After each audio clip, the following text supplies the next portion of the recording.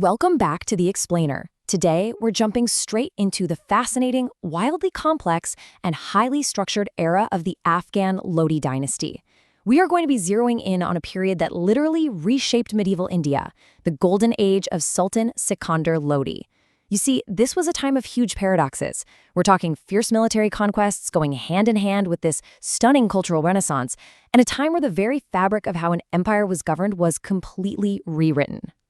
Okay, let's dive into this. How on earth does a poet build an empire of iron? I mean, it's the central paradox of Sikandar Lodi's entire reign. When we think of medieval conquerors, we usually picture these ruthless warriors, right? Men of iron and blood. And don't get me wrong, Sikandar was definitely a conqueror. But to actually understand how he built one of the most strictly managed empires in Indian history, we have to look at a totally different side of his personality first. We have to look at the artist hiding right behind the armor. 9,000. That is the actual astounding number of Persian verses this seemingly ruthless conqueror wrote in secret. Operating under the pen name Gulrukhi, which translates to rose-faced, Sikandar Lodi was an incredibly prolific poet. And this dual identity, the iron-fisted ruler on one side and the sensitive, cultured artist on the other, it's just the perfect motif for his reign. But, before he could write his empire's future, he had to survive a really bitter struggle just to claim his throne. So rewind to 1489. The death of his father, Balu Lodi, triggers a massive succession crisis. Sikandar, who was actually born Nizam Khan, faced immense opposition from the Afghan elite. And why? Because his mother, Bibi Amha, was the daughter of a Hindu goldsmith. Now, for the incredibly proud Afghan nobility who obsessed over tribal purity, this mixed heritage was a huge red flag. They basically viewed him as being tied to common artisans. So to secure his throne, military might wasn't going to cut it alone. He had to secure the powerful blessing of a highly respected Sufi scholar named Sama-ud-Din. That blessing gave him the exact religious legitimacy he desperately needed to finally silence his critics. And this brilliantly illustrates how Sikandar completely changed the game once he was actually in power.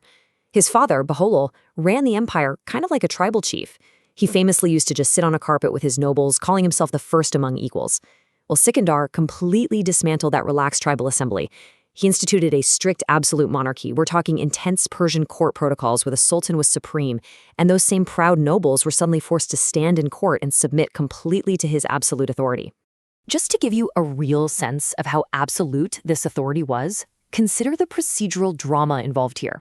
If Sikandar sent out a royal order, a farman, to a provincial governor, that governor couldn't just casually read it at his desk. No way. He was required to travel 6 coasts, that's about 12 miles, outside of his capital city just to receive the messenger.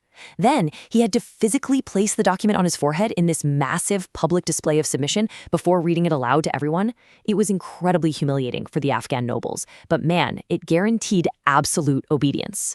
But forced respect only goes so far, right? Sikandar needed to know everything, so he set up the Dak Chowki, which was this pervasive and crazy efficient spy network. He embedded secret agents everywhere, even right inside the private households of his own nobles. Plus, he instituted these really strict financial audits. For example, Mubarak Khan Lodi, a super powerful governor, was audited, caught embezzling, and just immediately dismissed. This intelligence system was so rapid and so thorough that the common people literally believed the Sultan used ghosts and magic to see everything happening in the empire. Section 1. The Expanding Horizon, Conquests and a New Capital. Let's see how he grew the map. Because this wasn't just a couple of border skirmishes. It was a relentless push. He annexed Bihar in 1496 and then just kept driving into central India. Take a look at the years 1505 to 1508. These were grinding, grueling, year-long sieges against Raja Man Singh Tomar of Gwalior and the fort of Narwar. His army was dealing with heat stroke, terrible epidemics, ambushes, you name it. But Sikandar pushed right through it all to secure vital communication and southern trade lines. So, the crucial point is, to manage all these southern campaigns, trying to run things from Delhi was just too far north. And that brings us to 1504 and the foundation of Agra. Now, this wasn't a vanity project. Establishing Agra was a highly calculated strategic move. By shifting his capital down there in 1506, Sikandar created a forward operating base. From there, he could control the southern trade routes and launch his campaigns to try and dominate Malwa and Rajasthan. Agra would eventually become the legendary capital of the Mughals, for sure, but it all started right here with Sikandar Lodi. Moving on to Section 2, Forging a Golden Age, Economy and Administration. Right at the heart of his economic success was a major innovation called the Gaz-i-Sikandari. By standardizing land measurement to exactly 32 digits, he completely revolutionized how land revenue was assessed. The farmers knew exactly what they owed, and the state knew exactly what it was getting. No more guesswork. And to stimulate the economy even further, Sikandar abolished internal customs duties and actually removed the zakat, which was the tax on grain. This provided huge economic relief to farmers and made essential goods incredibly cheap during his reign.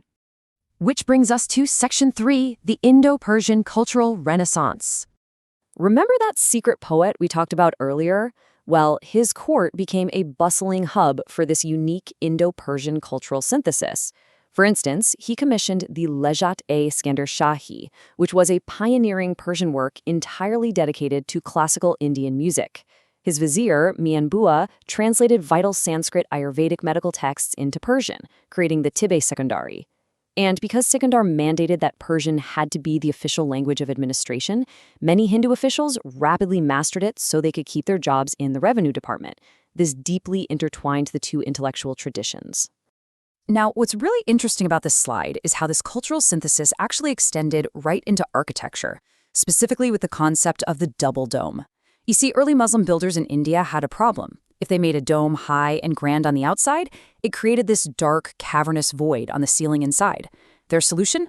2 separate shells, an outer one and an inner one. And Sikandar Lodi's tomb in Delhi is actually credited as being the very first mature example of a double dome in India, which totally paved the way for the architectural marvels we'd see in later centuries.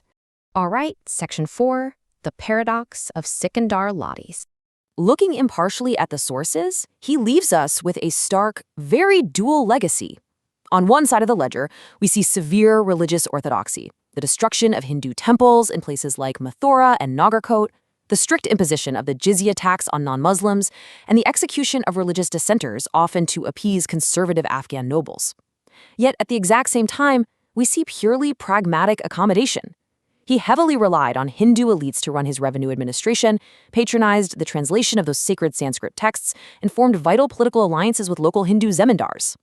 It's a complex reality of using both rigid orthodoxy and pragmatic tolerance as tools of statecraft. But as we know, all golden eras eventually come to an end. In 1517, Sikandar fell victim to this painful throat illness that prevented him from eating or drinking, and he passed away in Agra. He left behind a vastly expanded, economically prosperous, but very delicately balanced empire to his son, Ibrahim Lodi.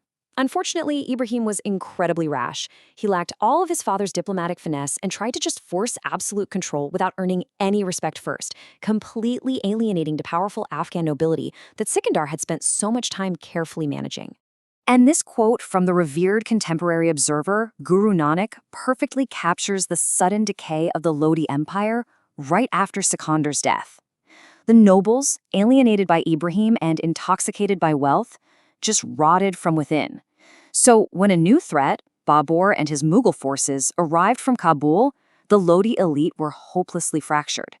Guru Nanak actually noted that instead of adequately defending their realm with solid military tactics, the desperate Lodis actually tried to resort to magic to stop the invaders.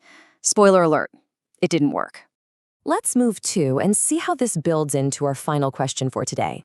In 1526, that fractured Afghan army fell to Babur at the Battle of Panipat, ending the Delhi Sultanate forever. But what if Ibrahim Lodi had actually maintained the delicate balance his father Sikandar built?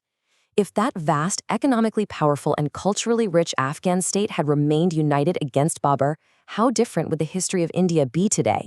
Would the mighty Mughal Empire have ever even existed? It's a fascinating thought to leave you with. Thank you so much for joining me on this explainer, and keep questioning the history you think you know.